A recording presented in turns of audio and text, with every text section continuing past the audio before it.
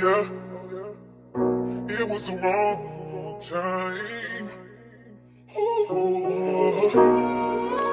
it was the wrong time. It was the wrong time. Wrong time. กูบ่ฮู้ดอกว่าสิ่งที่กูเฮ็ดอยู่ทุกมื้อมันสิพากูไปฮอดไส Oh yeah, แต่กูฮู้อย่างหนึงคันกูบ่เฮ็ดเหี้ยหยังเลยมันสิพากูไปบ่ฮอดไสแต่ว่ากูเชื่อได้ว่าคันถ้ากูเฮ็ดเพลงแบบนี้ไปทุกมื้อจัง500เพลงแต่กูเชื่อว่ามันต้องมีจักเพลงหนึงที่สามารถช่วยให้กูรอดตายมึงเคยถามตัวเองคือกูบ่ว่าเกิดมาแล้วมึงกับกูเป็นหยังว่าต้องตายช่วงนี้กูจ่ายเงินไปหลายแฮงกูซื้อแม่งทุกอย่างที่อยากได้กูบ่เคยสนใจเลยว่าอันใดถูกอันใดแพงกูเป็นคนมักให้แฟนตามใจเว้ยแต่ว่ากูบ่ค่อยตามใจแฟนกูบ่สนว่าไผแคร์แต่ถ้ามึงเป็นคนฮู้จักมึงเชื่อใจโลดว่ากูสิบ่ขายแพงแต่คันมึงบ่เป็นอ้ายน้องครอบครัวหรือคนฮู้ใจแน่นอนว่ากูสิบ่ยอมไปตายแทนกูบ่มักให้ไผแนมความคิดในหัวกูตอนนี้กูรู้สึกว่ามันหลายแฮงกูเลยหาวิธีปล่อยวางกูถ่าเวลาถอยกลับหลังกูบินออกไปเป็นอิสระบ่อยากเป็นขึ้นนกถึกกักขังคำว่าหมาของพวกมันบ่เฮ็ดให้กูเจ็บทอสักยา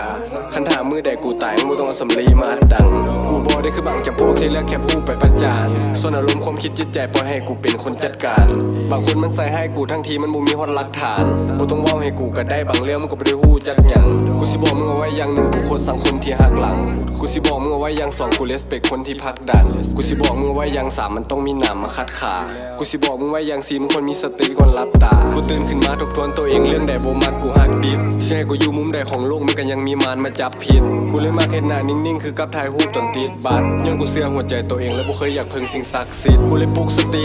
แล้วกูเลือกโฟกัสเอาลมหายใจมาเป็นจุดพักจิตจนมันกลายเป็นเรื่องปกติบ่ได้อยากเป็นพนักงานประจำที่ท่าแต่เงินเดือนออกดอกแต่กูสิสร้างความจริงที่มันอยู่ในความฝันกูให้มันกลายเป็นธุรกิจ